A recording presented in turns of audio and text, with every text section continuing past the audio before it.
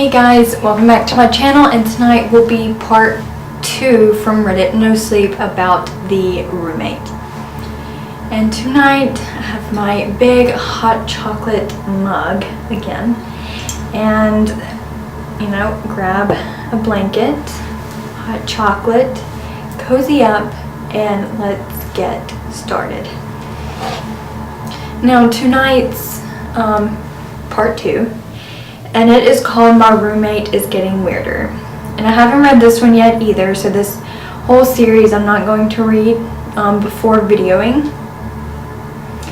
video. And so we will all get to enjoy this together and be new to it together. So let's get started. My roommate is getting weirder. I've been reading a lot of other people's posts on here, and I noticed you guys link to the other parts. So here is part 1. Oh, sorry.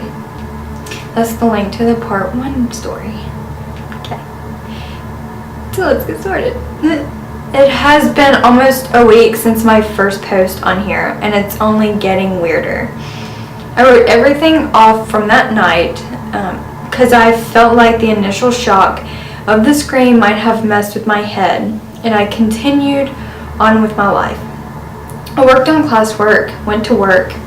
I do IT stuff for a software company, basic troubleshooting and tech support, and then went out and did nerdy stuff.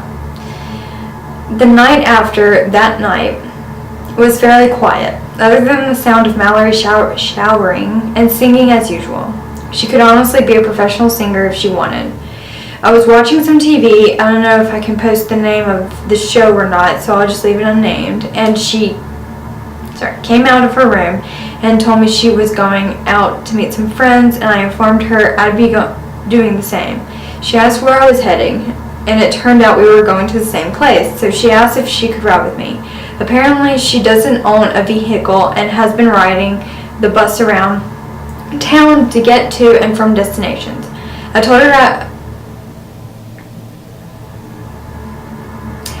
I'd give her a ride if she ever needed one. I mean, that is what roommates are for. So we went out and got to the bar. The drive was quiet. She took over the music and was playing some electro-pop music. My friends were already there playing pool when we arrived, so I went to join them and let her know to get a hold of me if she needed a ride home. She nodded and went over to the bar. I had a pretty good night, drank some beer with my friends, shot some pool, and played some darts. Throughout the night, I would get a glimpse of Mallory flirting with guys and girls, and whenever I saw her, she looked up at me, and we made direct eye contact. About an hour before last call, I watched her disappear out the door with some guy from the bar and didn't think much of it. I'm pretty used to her debauchery. So I drank my fill, got some water, and waited to sober up. Once I was safe to drive, I got into my car and went home. When I got home and walked down, she and her suitor were on the couch in the living room, just going at it, for lack of a better term. She was on top of him, and the moment I saw them, she turned and looked me right in the eyes, smiled, and continued going. Ooh, this sounds very seductive, like she's into her roommate. And I don't know, that there's nothing wrong with that. It's just, this is very creepy and seductive in my opinion. Now, when I burst into her room the night before, she was laying on her back.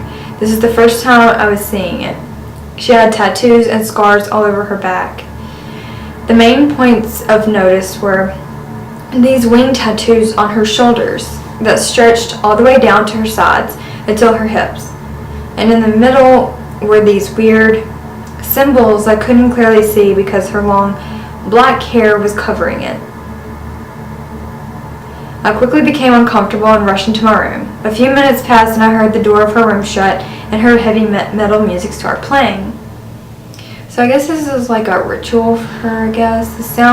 She doesn't sound human to me. I don't know, let me know what you guys think. A couple days later, on my day off, I went about fixing her door while she was in class, and I finally got a better look at the room. It was a pretty simple layout. Bed to one side in the corner, nightstand, blackout curtains, a television, and a makeup desk. I don't know what they're called. That's when I noticed a strange jar sitting on her makeup desk, and I got curious. So I picked it up and turned it around so I could read the label. Liquid latex. Making a mental note of that's an odd thing to keep with your makeup, I set it down and went about fixing her door handle. And when the job was done, I went out for a date with my girl. I brought up the liquid latex, wondering if it was a weird thing for someone to keep on their makeup desk. She told me the name of those. I forgot it already. She said no, and went on to tell me there's a huge trend in Asian countries about using latex to augment features to appear more desirable. The next few days were relatively uneventful. A few strange suitors here and there. Then, yesterday, the water and electric bill came in, and it was incredibly high, and I knew why. It was Mallory's showers. I knocked on her door, and she called out for me to come in. When I got inside, I noticed she wasn't in her room.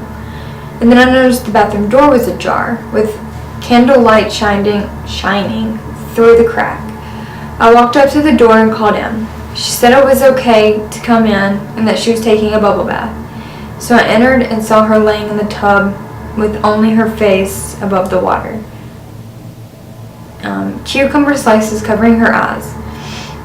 I told her the water bill came and it was very high. She assured me it would be okay and that she would pay the whole thing. I insisted I paid part of it, but she was adamant about taking care of it for causing me the trouble of worrying about it. She rose out of the water a bit, removing the cucumbers and resting her arms and head on the edge of the tub, then looked at me sitting on her toilet.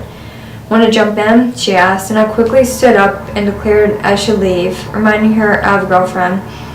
I left the bathroom so quick I almost didn't notice what looked like a rash on her neck.